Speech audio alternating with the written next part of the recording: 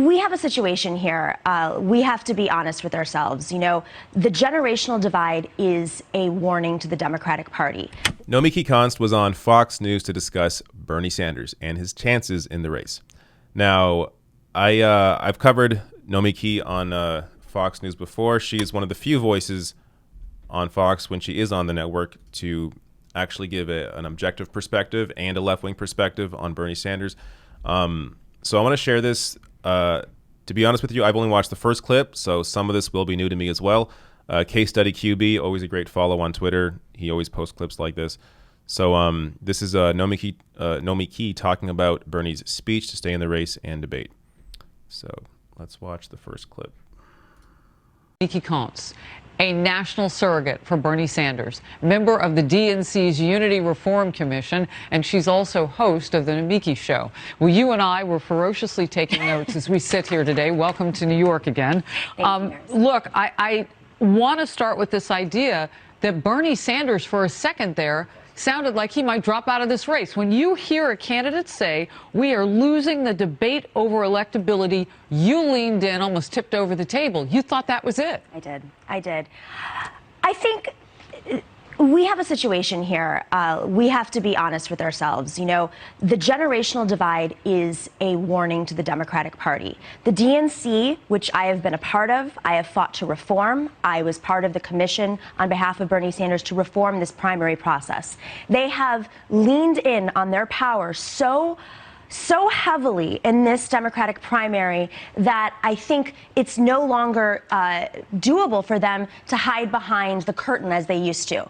And if they're looking at these numbers, they have an existential crisis, not just for the party, but frankly, the future of this country. Which numbers, Nomiki? The numbers of Bernie Sanders has won 70% of voters under 50. That's not just young people anymore. 70% of those under 50 collectively. You have a multi-generational, multiracial movement. And the Democratic Party establishment, Joe Biden, because I say establishment because Joe Biden hasn't gone out there and earned those votes. The election flipped so quickly in the last 9 days that we also don't know what's going to happen during the next, 9 days or 15 days. All right. I want to insert something without overblowing it, because neither of us is a doctor, although I've talked with many in the last 72 hours. I can imagine. The World Health Organization in just the last 30 minutes has declared a global pandemic. And when you were trying to tell people to stay calm enough to control our own destiny, while the government ramps up with test kits and tries to work out treatment options, and we're still a distance away from a vaccine, with all due respect to Mr. Sanders and to yourself as a surrogate, who needs a revolution, Nomiki? What we need is calm, because that's what we're being asked to do. So when you talk about losing the debate over electability, he has a... All right, I'll get to the comments when it comes to the coronavirus and the idea that the host has about revolution in a second. But first, electability. So this is a point that, if you watch my channel at all, you'd probably get annoyed about how often I bring up Bernie's electability. But it's because this is the issue that a lot of people are misinformed on. Because they see the propaganda on cable news and think, oh, Joe Biden's the most electable one, even though he's using the same strategy Hillary Clinton did in 2016. The people that support Joe Biden, largely voters over 45, especially voters over 65, are reliable Democratic voters. These are people that came out in 2016 and voted for Hillary Clinton. So Joe Biden's winning those people again. Okay, as Hillary Clinton recently said, Joe Biden's building the same kind of coalition that I had. Yeah, the coalition that lost the election. So how do you actually win? The reality is those people over 45 are going to come out because they are reliable Democratic voters. They want to vote against Donald Trump in November. They're going to come out for the Democratic nominee regardless of who it is. So if it's Bernie Sanders, they're still going to come out because they want to vote against Donald Trump. So the people you actually need to get out to vote are the people that did not come out in 2016 and the people that Joe Biden right now is not getting. Young people and independent voters. Bernie Sanders has won the independent vote in 13 out of 16 states. I think it's actually more than that now. But even in states that Bernie lost big time, he still won the independent vote, showing you how strong he is with independents. So you need those people out in 2020, especially as well young people. Young people are not going to come out for any candidate, especially Joe Biden, who, there's videos of Joe Biden talking shit about millennials. They're not going to come out and vote for him. Young people want to vote for something. Bernie Sanders gives them a reason to come out and vote in November. That is how you defeat Trump, with massive turnout.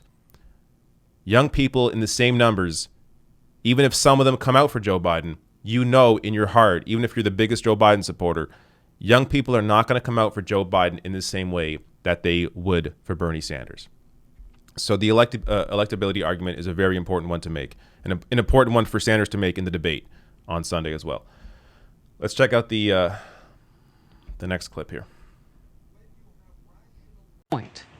Well, I think this is why the debate matters. And I say this with all due respect to you for that comment, because at the end of the day, Joe Biden has not shown the Democratic voters. Half of the Democratic voters have not been able to vote. And there has not been a debate one-on-one at the state of this race. And when you go on stage with Joe Biden, I am very clear that Bernie Sanders is going to say, if we have the status quo, people are not going to be able to test whether or not they have coronavirus. They are not going to be able to afford the prescription drugs to treat coronavirus under Medicare for All. It won't come down to whether or not you can afford to be treated or not, because this virus, this pandemic, doesn't affect only those who cannot afford health care, of course. All right, so two things. President Trump now is looking at offsetting the cost of the actual tests. That would be huge. They're looking at that. And the stimulus package, the payroll tax cut for, and basically that encourages people to stay home if they need to stay home and self-quarantine or quarantine at the, decision of a local official. The other component about this, though, has to do with the health care that people have chosen. And we saw this with former President Barack Obama. You can keep your doctor. This is actually a point when people might want to be able to keep their doctor. So when you say Medicare for all, and we know that rips away, potentially, if he could get anything through in Congress. We don't know if that could happen with Sanders. But when you talk about taking away what is already chosen through your job or whatever have you, to a system that we all get thrown into, why should that sound palatable? Well, I think, we have to look at these exit polls that came in. 70% of Democratic voters support the idea of Medicare for all. Does that mean that we're going to get... When was that taken? This was taken just a few days ago at Super Tuesday.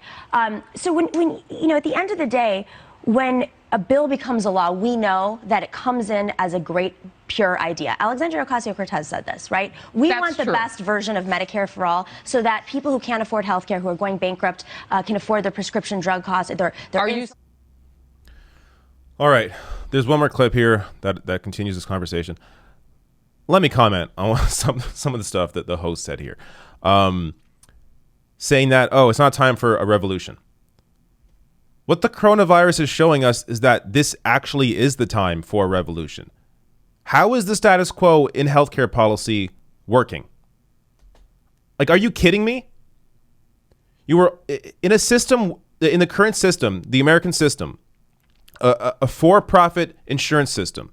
You are only ever as healthy as the least insured person in your country because of the way viruses spread. So you may have great insurance, but hey, maybe you walk by somebody who just coughed. They don't have good insurance. They never got tested, but they have coronavirus. Now you have it.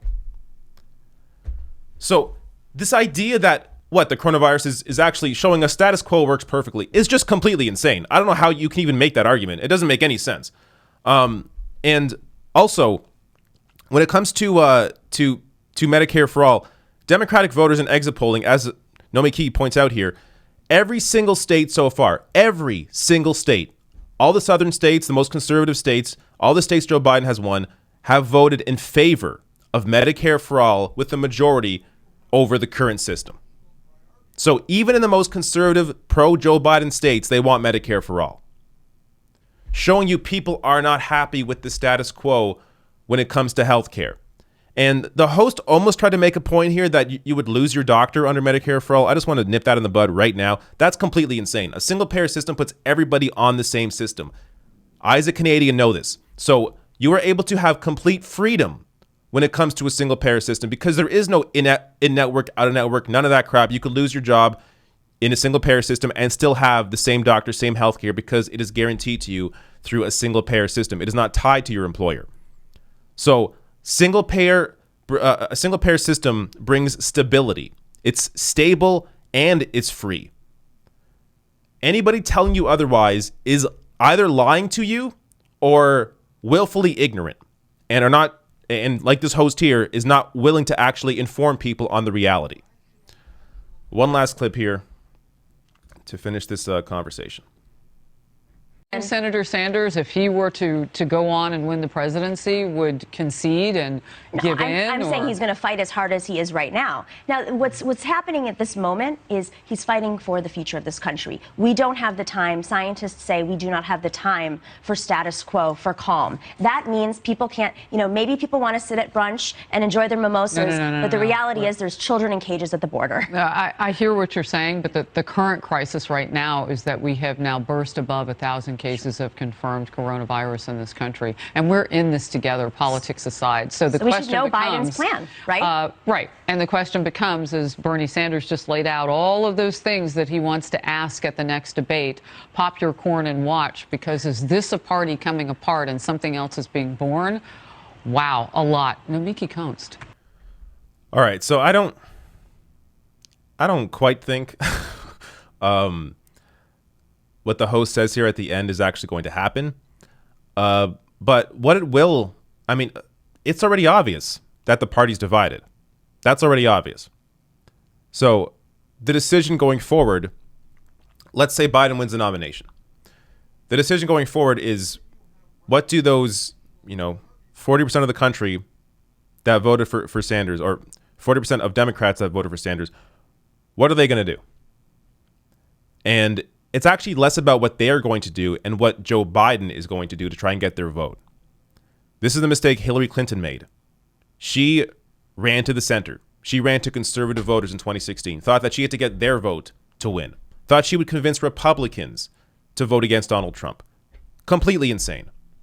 Donald Trump is still supported by about 90% of Republicans. You're not going to win by going after conservative voters.